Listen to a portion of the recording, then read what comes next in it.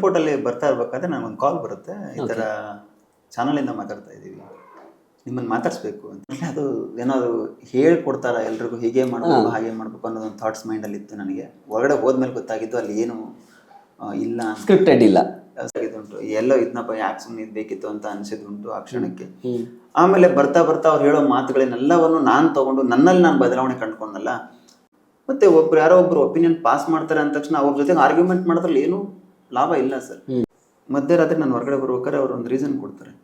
ಒಳ್ಳೆ ರಿಚ್ ಇರುವಂಥ ಓನರ್ಗಳವರು, ತುಂಬ ಗೋಲ್ಡ್ ಹಾಕ್ತಿರ್ತಾರೆ, ಒಳ್ಳೊಳ್ಳೆ ಕಾರಲ್ಲಿ ಓಡಾಡ್ತಿರ್ತಾರೆ. ಅವತ್ತು ಅವ್ರ ಟೇಬಲ್ ಮೇಲೆ ಒಳ್ಳೆ ಹೇಳಿ ಬರ್ತೀನಿ, ಸರ್ ಒಂದು ದಿನ ನಿಮ್ಗಿಂತ ದೊಡ್ಡ ಮಟ್ಟಕ್ಕೆ ಬೆಳಿತೀನಿ. ನಮಸ್ಕಾರ ಸ್ನೇಹಿತರೆ, ನೀವು ನೋಡ್ತಾ ಇದ್ದೀರಾ ಡೈಲಿ ಮಾಧ್ಯಮ. ನಾನು ಅಶೋಕ್ ದಾವಣಗೆರೆ. ಈಗ ಸದ್ಯಕ್ಕೆ ಟ್ರೆಂಡಿಂಗ್ನಲ್ಲಿರುವಂಥದ್ದು ಬಿಗ್ ಬಾಸ್ ಸೀಸನ್ 11 ಒಂದು ಕುತೂಹಲದ ಘಟ್ಟಕ್ಕೆ ಬಂದಿದೆ. ಸೊ ನಮಗೆಲ್ಲ ಗೊತ್ತು, ಆರಂಭ ಆದಾಗ ಈ ಸಲದ ಸೀಸನ್ ಬಗ್ಗೆ ಬಹಳಷ್ಟು ಚರ್ಚೆಗಳಾಯಿತು. ಸ್ಪರ್ಧಿಗಳ ಬಗ್ಗೆ ಅಂದರೆ ಇಂಟ್ರೆಸ್ಟಿಂಗ್ ಆಗ್ತಿಲ್ಲ ಈ ಸಲ ಏನೋ ಬಿಗ್ ಬಾಸ್ ಅನ್ನುವಂಥದ್ರ ಬಗ್ಗೆ ಬಹಳಷ್ಟು ಚರ್ಚೆ ಆಯಿತು. ಆದರೆ ನಿಧಾನವಾಗಿ ಟೇಕ್ ಆಫ್ ಆಗಿದೆ ಬಿಗ್ ಬಾಸ್. ಈ ಬಾರಿ ಕನ್ನಡ ಬಿಗ್ ಬಾಸ್ ಸೀಸನ್ 11ರಲ್ಲಿ ನಮಗೆ ಬಹಳ ವಿಶೇಷ ಅನಿಸಿದಂತಹ ಸ್ಪರ್ಧಿ ಗೋಲ್ಡ್ ಸುರೇಶ್ ಅವರು. ನಿಮಗೆ ಸುರೇಶ್ ಅವರೇ ನಮಸ್ತೆ. ಸರ್ ನಮಸ್ಕಾರ. Welcome to daily Madhyama. Thank you sir. So ನೀವು ಹೆಂಗೆ ಅಂದರೆ ನನಗೆ ಒಂದು ಅನಿಸಿದ್ದು, ಬಿಗ್ ಬಾಸ್ಗೆ ಗೋಲ್ಡ್ ಸುರೇಶ್ ಅವರು ಎಂಟ್ರಿ ಹೇಗಾಯಿತು, ಅಪ್ರೋಚ್ ಹೇಗೆ ಮಾಡಿದ್ರು ಅನ್ನೋದೊಂದು ನನಗೆ ಕುತೂಹಲ. ಸರ್ ನನಗೆ ಏರ್ಪೋರ್ಟಲ್ಲಿ ಬರ್ತಾ ಇರ್ಬೇಕಾದ್ರೆ ನನಗೊಂದು ಕಾಲ್ ಬರುತ್ತೆ, ಈ ಥರ ಚಾನಲಿಂದ ಮಾತಾಡ್ತಾ ಇದ್ದೀವಿ, ನಿಮ್ಮನ್ನು ಮಾತಾಡಿಸ್ಬೇಕು ಅಂತ. ನಾನು ಈ ಸಡನ್ ಯಾವ ಚಾನಲಿಂದ, ಯಾವ ಚಾನಲ್ ಸರ್ ಏನು ಅಂತ ಕೇಳ್ತೀನಿ. ನೀವು ಫ್ರೀ ಮಾಡ್ಕೊಳ್ಳಿ, ಒಂದು ಹಾಫ್ ಆನ್ ಅವರ್ ಟೈಮ್ ಕೊಡಿ ನಮಗೆ ಅಂತ ಹೇಳ್ತಾರೆ ಫಸ್ಟು. ಆಮೇಲೆ ಏರ್ಪೋರ್ಟಲ್ಲಿ ನಾನು ಚೆಕಿನ್ ಎಲ್ಲ ಮುಗಿಸ್ಕೊಂಡು ನಾನು ಫ್ಲೈಟ್ಗೋಸ್ಕರ ವೇಟ್ ಮಾಡೋ ಟೈಮಲ್ಲಿ ಗ್ಯಾಪಲ್ಲಿ ಮಾತಾಡ್ತೀನಿ. ಆವಾಗ ಅವ್ರು ಇಡೀ ನನ್ನ ಪ್ರೊಫೈಲ್ನ ಅವ್ರು ಹೇಳ್ತಾರೆ. ಹೇಳಿದಾಗ ನನ್ನ ಹತ್ರ ಕೇಳ್ತಾರೆ. ಕೇಳಿದಾಗ ಓಕೆ ಸರ್ ಆಯಿತು ಅಂತ ನೋಡೋಣ ಅಂತ ಹೇಳ್ತೀನಿ ಅಷ್ಟೇ ನಾನು. ಅದಾದಮೇಲೆ ಬೆಂಗಳೂರಿಗೆ ಬಂದಮೇಲೆ 2 ದಿನ ಬಿಟ್ಕೊಂಡು ಮತ್ತೆ ಒಂದು ಕಾಲ್ ಬರುತ್ತೆ, ಸರ್ ನಿಮ್ಮನ್ನು ಭೇಟಿ ಮಾಡಬೇಕು ಅಂತ ಇದ್ದಾರೆ ಟೀಮ್ ಅವರು. ಹೌದಾ, ಓಕೆ ಆಯಿತು ಅಂತೇಳಿ ನಾನು ಭೇಟಿ ಮಾಡ್ತೀನಿ, ಟೀಮ್ ಅವ್ರನ್ನೂ ಕೂಡ ಭೇಟಿ ಮಾಡ್ತೀನಿ.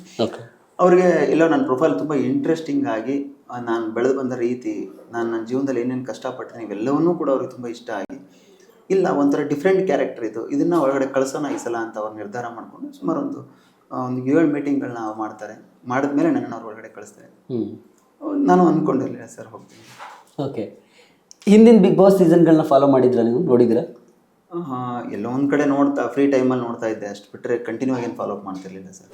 ಓಕೆ, ಫಸ್ಟ್ ಒಳಗೆ ಹೋದಾಗ ಏನು ಫೀಲ್ ಆಯಿತು ಬಿಗ್ ಬಾಸ್ ಮನೆ ಒಳಗೆ ಕಾಲಿಟ್ಟಾಗ?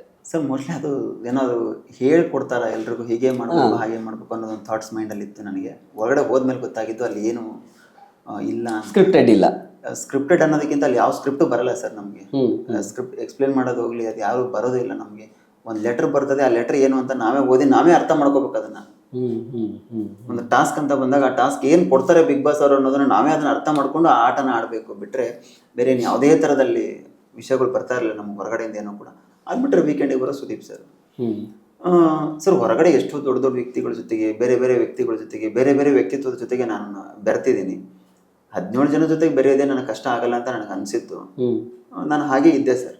ಓಕೆ, ಯಾವುದಾದ್ರು ಒಂದು ಮೂಮೆಂಟಲ್ಲಿ ಯಾಕಾದ್ರೂ ಬಿಗ್ ಬಾಸಿಗೆ ಬಂದು ಅಂತ ಅನಿಸಿದ್ದೇನಾದರೂ ಇದೆಯಾ? ಸರ್ ಎಲ್ಲರೂ ಸೇರಿ ನನ್ನ ಹಣೆ ಪಟ್ಟ ಕಟ್ತಾರೆ, ಬ್ಲ್ಯಾಕ್ ರೋಸ್ ಕೊಡ್ತಾರೆ, ದುರಹಂಕಾರಿ ಅಂತ ಹೇಳ್ತಾರೆ, ಇವನಿಗೆ ಜಾಸ್ತಿ ಮಾತಾಡ್ತಾನೆ, ತುಂಬ ಆ್ಯಟಿಟ್ಯೂಡ್ ಇದೆ, ಮಾತಾಡೋಕ್ಕೆ ಬರೋದೇ ಇಲ್ಲ, ಏನೇನೋ ಮಾತಾಡ್ಬಿಡ್ತಾನೆ ಮಾತಾಡೋ ಬರದಲ್ಲಿ ಅಂತೆಲ್ಲ ಹೇಳಿದಾಗ ನನಗೆ ಬೇಜಾರಾಗಿದ್ದುಂಟು. ಎಲ್ಲೋ ಇದನ್ನಪ್ಪ ಯಾಕೆ ಸುಮ್ಮನೆ ಇದು ಬೇಕಿತ್ತು ಅಂತ ಅನಿಸಿದುಂಟು ಆ ಕ್ಷಣಕ್ಕೆ. ಆಮೇಲೆ ಬರ್ತಾ ಬರ್ತಾ ಅವ್ರು ಹೇಳೋ ಮಾತುಗಳನ್ನೆಲ್ಲವನ್ನು ನಾನು ತಗೊಂಡು ನನ್ನಲ್ಲಿ ನಾನು ಬದಲಾವಣೆ ಕಂಡುಕೊಂಡಲ್ಲ. ಆವಾಗ ನನಗೆ ಬರಬೇಕಾದ್ರೂ ಒಳ್ಳೆ ಫೀಲಿಂದನೇ ಬಂದಿದ್ದೀನಿ, ಹೊರಗಡೆ ಬಂದ ಮೇಲೆ ಒಳ್ಳೆ ಫೀಲಿಂದನೇ ಒಳ್ಳೆ ಕಲ್ತು ಬಂದಿದ್ದೀನಿ ಸರ್ ಅಲ್ಲಿಂದ ಅಂತ ಅನಿಸಿದೆ. ಓಕೆ, ಬಿಗ್ ಬಾಸ್ ಮನೆ ಒಳಗಡೆ ಹೋದಾಗ ಸ್ಪೆಷಲಿ ಫಸ್ಟ್ ಕೆಲವು ವೀಕ್ಗಳಲ್ಲಿ ಗೋಲ್ಡ್ ಸುರೇಶ್ ಅವರು ತುಂಬ ಕಾಣಿಸ್ಕೊಳ್ತಿದ್ರು. ಅಂದರೆ ಆಮೇಲೆ ಯಾಕೋ ಸ್ವಲ್ಪ ನಿಮ್ಮ ಆ್ಯಕ್ಟಿವ್ನೆಸ್ ಕಮ್ಮಿ ಆಯಿತು ಅಂತ ಅನ್ಸೋಕ್ಕೆ ಶುರುವಾಯಿತು. ಯಾಕೆ ಏನಾಯಿತು ಅಂತ? ಸರ್ ನನಗೆ ಯಾವತ್ತೂ ಅನಿಸಿಲ್ಲ ಆ ಥರ. ಯಾಕಂದ್ರೆ ಎಲ್ಲಿ ಬೇಕು ಅಲ್ಲಿ ಮಾತ್ರ ನಾನು ಮಾತಾಡ್ತಾ ಇದ್ದೆ. ಅವಶ್ಯಕತೆ ಇಲ್ಲದ ಜಾಗದಲ್ಲಿ ಮಾತಾಡೋದು ತಪ್ಪು ಅಂತ ನಾನು ತಿಳ್ಕೊಂಡೆ. ಮತ್ತು ಯಾರೋ ಒಬ್ಬರು ಒಪಿನಿಯನ್ ಪಾಸ್ ಮಾಡ್ತಾರೆ ಅಂದ ತಕ್ಷಣ ಅವ್ರ ಜೊತೆಗೆ ಆರ್ಗ್ಯುಮೆಂಟ್ ಮಾಡೋದ್ರಲ್ಲಿ ಏನೂ ಲಾಭ ಇಲ್ಲ ಸರ್. ನನಗೂ ಲಾಭ ಇಲ್ಲ, ಅವ್ರಿಗೂ ಲಾಭ ಇಲ್ಲ. ನೀವೊಂದು ಒಪಿನಿಯನ್ ಮೇಲೆ ಪಾಸ್ ಮಾಡಿದ್ರೆ ಅದಕ್ಕೆ ನಾನು ಆರ್ಗ್ಯುಮೆಂಟ್ ಮಾಡಿದ್ರೆ ಅದರಿಂದ ನೀವು ಒಪಿನಿಯನ್ ಚೇಂಜ್ ಮಾಡ್ಕೊಳ್ಳಲ್ಲ. ನನ್ನ ನಾಮಿನೇಟ್ ಮಾಡಿದ್ರೆ ಅದನ್ನೇನು ವಾಪಸ್ ತಗೊಳ್ಳಲ್ಲ, ಕಳಪೆ ಕೊಟ್ಟರೆ ನೀವು ವಾಪಸ್ ತಗೊಳ್ಳಲ್ಲ. ಆ ಒಂದು ಉದ್ದೇಶನ ನಾನು ಅರ್ಥ ಮಾಡಿಕೊಂಡು ಯಾಕೆ ಅವ್ರ ಹತ್ರ ವಾದ ಮಾಡಬೇಕು, ಯಾಕೆ ಅವ್ರ ಹತ್ರ ಆರ್ಗ್ಯುಮೆಂಟ್ ಮಾಡಬೇಕು ಅಂತ ಥಿಂಕ್ ಮಾಡಿ ನಾನು ಸುಮ್ಮನೆ ಆಗ್ತಿದ್ದೆ. ಹ್ಞೂ ಹ್ಞೂ ಅದಷ್ಟೇ ಸರ್, ಅಷ್ಟೇ, ಬೇರೆ ಉದ್ದೇಶ ಬೇರೆ ಏನಿಲ್ಲ. ಉದ್ದೇಶ ಏನಿಲ್ಲ ಸರ್. ಓಕೆ, ನಿಮ್ಗೆ ತುಂಬ ಇಷ್ಟ ಆದಂಥ ಕಂಟೆಸ್ಟೆಂಟ್ ಬಿಗ್ ಬಾಸ್ ಮನೆಯಲ್ಲಿ, ಎಸ್ ಇವ್ನು ತುಂಬ ಜೆನ್ಯೂನ್ ಇದ್ದಾರೆ ಅಂತ ಅನಿಸಿದ್ದು ಅಷ್ಟು ಜನರಲ್ಲಿ? Sir Hanumanthu sir, okay. Genuine ಇದ್ದಾನೆ ಹಾಂ ಹಾಂ ಹಾಂ. ಮನೇಲಿ. ಯಾವ ಕಾರಣಕ್ಕೆ ಹಂಗೆ ಅನ್ನಿಸ್ತು ನಿಮಗೆ? ಸರ್ ಅವ್ನು ಸ್ಟ್ರೇಟ್ ಫಾರ್ವರ್ಡ್ ಆಗಿ ಮಾತಾಡ್ತಾನೆ ಸರ್, ಯಾವುದನ್ನು ಒಳಗಡೆ ಇಟ್ಕೊಳ್ಳಲ್ಲ. ತುಂಬ ಒಂದೇ ಪದದಲ್ಲಿ ನೀಟಾಗಿ ಹೇಳ್ಬಿಡ್ತಾನೆ. ಹ್ಞೂ ಹ್ಞೂ. ಅದಕ್ಕೆ ತುಂಬ ಫೇಕ್ ಅನಿಸಿದ್ದು ನಿಮಗೆ ಗೌತಮ್ ಗೌತಮಿ? ಓಕೆ, ಯಾಕೆ ಯಾಕೆ ಅಂತ? ಸರ್ ಅವ್ರು ಒಂದೊಂದು ಸ್ಟೇಟ್ಮೆಂಟ್ ಪಾಸ್ ಮಾಡಿದಾಗ ನಾನು ಹೇಳೋದೇ ಸರಿ ಅಂತ ಮಾತಾಡ್ತಾರೆ. ಅದೇ ಬೇರೆಯವ್ರ ಸ್ಟೇಟ್ಮೆಂಟ್ ಪಾಸ್ ಮಾಡಿದಾಗ ಇಲ್ಲ ಅದು ಹಂಗಲ್ಲ ಹೀಗೆ ಅಂತ ಹೇಳ್ತಾರೆ. ಅವ್ರು ಮಾಡಿರೋ ತಪ್ಪನ್ನೇ ಅವ್ರಿಗೆ ತಿಳಿಸಿ ಹೇಳಿದ್ರು ಅವ್ರಿಗೆ ಅಂತ ತೊಗೊಳಕ್ಕಾಗಲ್ಲ ಸರ್. ನಮ್ಮ ಬಗ್ಗೆನೇ ಮಾತಾಡಿರ್ತಾರೆ, ಮಾತಾಡಿಲ್ಲ ಅಂತ ಹೇಳ್ತಾರೆ. ಈ ಥರದ್ದೆಲ್ಲ ಮಾಡ್ತಾರೆ ಮನೇಲಿ. ಮತ್ತು ಪಾಸಿಟಿವ್ ಅಂತಾರೆ. ಮನೇಲಿ ಎಲ್ಲೂ ಪಾಸಿಟಿವ್ ಕಾಣಿಸಿಲ್ಲ ಸರ್, ಬರೀ ನೆಗೆಟಿವ್ ಆಗಿ ಕಾಣಿಸಿದೆ ಸರ್. ಓಕೆ, ತುಂಬ ಕುತಂತ್ರಿ ಅಂತ ಅನಿಸಿದ್ದು, ಇವ್ನು ಕುತಂತ್ರಿ ಅಂತ ಅನಿಸಿದ್ದು ನಿಮಗೆ? ಮಂಜಣ್ಣ ಸರ್. ಓಕೆ, ಯಾವ ರೀಸನ್ಗೆ? ಹೆಂಗೆ ಚರ್ಚೆ ಮಾಡ್ತೀವಿ?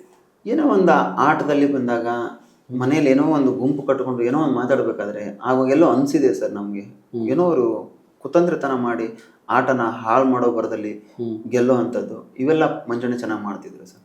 ಓಕೆ, ಒಂದು ಗೇಮ್ ಚೇಂಜರ್ ಅಂತ ಯಾರನ್ನ ನೋಡಿದಾಗ ಅನ್ಸುತ್ತೆ ಇವನು ಒಳ್ಳೆ ಗೇಮ್ ಚೇಂಜರ್ ಇವನು ಆ್ಯಕ್ಚುಲಿ ಅಂತ? ಕ್ಯಾರೆಕ್ಟರ್ ಎಲ್ಲ ಪಕ್ಕಕ್ಕಿಟ್ಟು Manjanna sir, Manjanna game changer Manjanna sir. Okay, ಒಳ್ಳೆ ಪ್ಲೇಯರ್ ಅಂತ ಯಾರು ಅನ್ಸಿದ್ದು ನಿಮಗೆ? ಹನುಮಂತು ಸರ್. ಹನುಮಂತನೇ.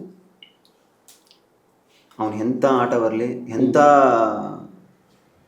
ಬಾಡಿ ಜಾಸ್ತಿ ಇದ್ದು ತ್ರಿವಿಕ್ರಮು, ಮಂಜಣ್ಣ, ರಜತ್ ಇವ್ರಿಗೆಲ್ಲ ಅವ್ನು ಟಕ್ಕರ್ ಕೊಟ್ಟು ಆಟ ಆಡ್ತಾ ಇದ್ದಾನೆ ಹನುಮಂತು ಸರ್. ಹಿಂಗೆ ಅಂದರೆ ಈ ವೈಲ್ಡ್ ಕಾರ್ಡ್ ಎಂಟ್ರಿ ಇಬ್ಬರು ಬರ್ತಾರೆ, ಶೋಭಾ ಶೆಟ್ಟಿ ಮತ್ತು ರಜತ್. ಅವ್ರು ಬಂದ ಮೇಲೆ ಆ್ಯಕ್ಚುಲಿ ಹೊರಗಡೆ ನೋಡೋರಿಗೆ, ಸ್ಪೆಷಲಿ ವೀಕ್ಷಕರಿಗೆ, ಓಹ್ ಈಗ ಎದ್ದೇಳ್ತು ಬಿಗ್ ಬಾಸ್ ಟೇಕ್ ಆಫ್ ಆಯಿತು ಅಂತ ಅನಿಸ್ತು. ನಿಮಗೆ ಹಂಗೆ ಅನಿಸಿದ್ದಿದೆಯಾ? ಒಳಗಡೆ ಏನೋ ಡಲ್ ಆಗ್ತಿತ್ತು ಇವ್ರು ಬಂದ ಮೇಲೆ? ಏನಿಲ್ಲ ಸರ್, ಹಂಗೆ ಅನಿಸಿಲ್ಲ. 50 ದಿನ ತುಂಬ ಚೆನ್ನಾಗಿ ಆಟ ಆಡ್ಕೊಂಡು ಬಂದಿದ್ದೀವಿ. ಓಕೆ, ಏನು ಅನ್ನೋದನ್ನ ಪ್ರೂವ್ ಮಾಡಿದ್ದೀವಿ. ಓಕೆ, ಯಾಕಂದರೆ ಹೊರಗಡೆ ಹೇಗೆ TRP ಹೋಗ್ತಿತ್ತೋ ನಮ್ಗೆ ಗೊತ್ತಿಲ್ಲ. ಹೊರಗಡೆ ನಾವೆಲ್ಲ ನಮ್ಮ ಆಟನ ನಾವು ತುಂಬ ಚೆನ್ನಾಗಿ ಆಟ ಆಡ್ತಾ ಇದ್ವಿ. ಅವ್ರು ಬಂದ ಮೇಲೇ ಬಿಗ್ ಬಾಸ್ ಬೂಮ್ ಆಯಿತು ಅನ್ನೋದೆಲ್ಲ ನನಗೆ ಅನಿಸಿಲ್ಲ. ಬಟ್ ಶೋಭಾ ಶೆಟ್ಟಿ ಮತ್ತು ರಜತ್ ಬಂದಮೇಲೆ ಒಂದಷ್ಟು ಚೇಂಜ್ ಆಯಿತಾ? ಸರ್ ಏನೂ ಬದಲಾವಣೆ ಆಗಿಲ್ಲ ಸರ್. ಆಗಿಲ್ಲ. ಮನೆ ಹಾಗೇ ಇದೆ. ಅವರು ಮನೆಯಲ್ಲಿ ಎಲ್ಲರ ಜೊತೆ ಹೊಂದ್ಕೊಂಡಿದ್ದಾರೆ ಚೆನ್ನಾಗಿ ಅಷ್ಟೇ. ಬಟ್ ನೀವು ಹೊರಗೆ ಬರೋ ಸಿಚುವೇಶನ್ ಇರಲಿಲ್ಲ ಅಲ್ಲಿ. ಹೊರಗೆ ಬರೋರೇ ಬೇರೆ ಇದ್ದರು ಆ್ಯಕ್ಚುಲಿ ನಾಮಿನೇಷನ್ ಇದರಲ್ಲಿ. ನೀವು ಸಡನ್ನಾಗಿ ಆಚೆ ಬಂದಾಗ ಎಲ್ರಿಗೂ ಆಶ್ಚರ್ಯ ಆಯಿತು. ಅಂದರೆ ಹೊರಗಡೆ ಒಂದು ಬೇರೆ ಚರ್ಚೆಗಳು ಶುರುವಾಗಿತ್ತು. ನಿಮ್ಗೆ ಆಲ್ರೆಡಿ ಇದ್ರ ಬಗ್ಗೆ ಗೊತ್ತು, ನಿಮಗೆ ಮಾತಾಡಿರ್ತೀರ ಕೂಡ.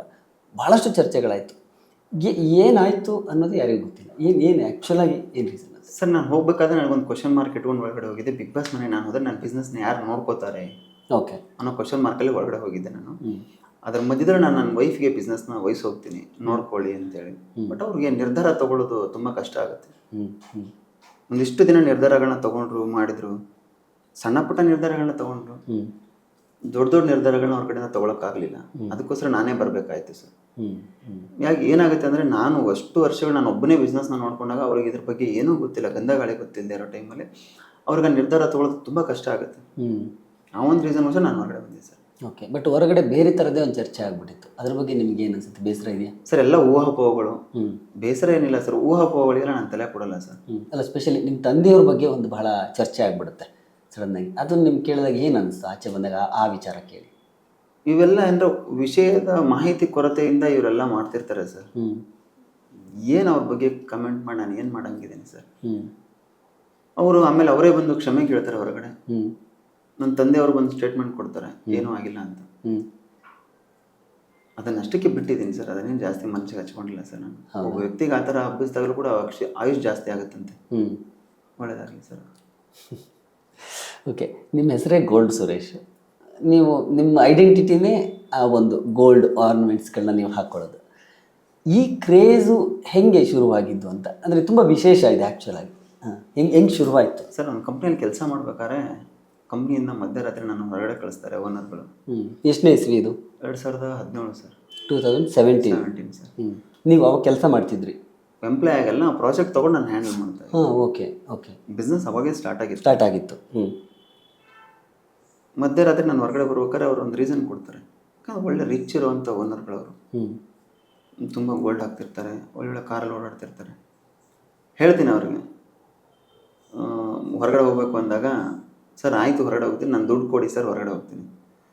ಯಾವ ದುಡ್ಡು ಕೊಡಲ್ಲ ನೀನು, ನೀವೇ ನಮ್ಗೆ ಕೊಡಬೇಕು ಅಂತೆಲ್ಲ ಮಾತುಗಳು ಮಾತಾಡಿ ಕಳಿಸ್ತಾರೆ. ಓ ಶೆಟ್, ಇದೊಳ್ಳೆ ಕತೆ ಅಲ್ಲಪ್ಪ, ಏನಿದು ತುಂಬ ಹೋಗೋದೇ ಮಾತು ನಡೀತದೆ. ಬಿಲ್ಕುಲ್ ಅವ್ರು ಒಪ್ಪೋದೇ ಇಲ್ಲ ಕೊಡೋಕ್ಕೆ. ಅವತ್ತು ಅವ್ರ ಟೇಬಲ್ ಮೇಲೆ ಒಳ್ಳೆ ಹೇಳಿ ಬರ್ತೀನಿ, ಸರ್ ಒಂದು ದಿನ ನಿಮ್ಗಿಂತ ದೊಡ್ಡ ಮಟ್ಟಕ್ಕೆ ಬೆಳಿತೀನಿ. ಅದೇ ಥರ ಹಠ ತಗೊಂಡೆ ಜೀವನದಲ್ಲಿ ಬೆಳೆದಿದ್ದೀನಿ ಸರ್. ನಮಸ್ಕಾರ, ನಾನು ನಿಮ್ಮ ಸುಕೃತವಾಗಲಿ. ಡೈಲಿ ಮಾಧ್ಯಮ ಇವರ ಯೂಟ್ಯೂಬ್ ಚಾನಲ್ನ ನೀವು ಸಬ್ಸ್ಕ್ರೈಬ್ ಮಾಡಿ, ಹಾಗೂ ನಮ್ಮ ಕನ್ನಡ ಇಂಡಸ್ಟ್ರಿ ಬಗ್ಗೆ ಅಥವಾ ಯಾವುದೇ ನ್ಯೂಸ್ ನಿಮಗೆ ಲೇಟೆಸ್ಟ್ ಆಗಬೇಕಂದ್ರೆ ಇವರನ್ನ ಫಾಲೋ ಮಾಡಿ, ಲೈಕ್ ಮಾಡಿ. ಇನ್ಸ್ಟಾಗ್ರಾಮಲ್ಲೂ ಫೇಸ್ಬುಕ್ಕಲ್ಲೂ ಇದ್ದಾರೆ. So all the best.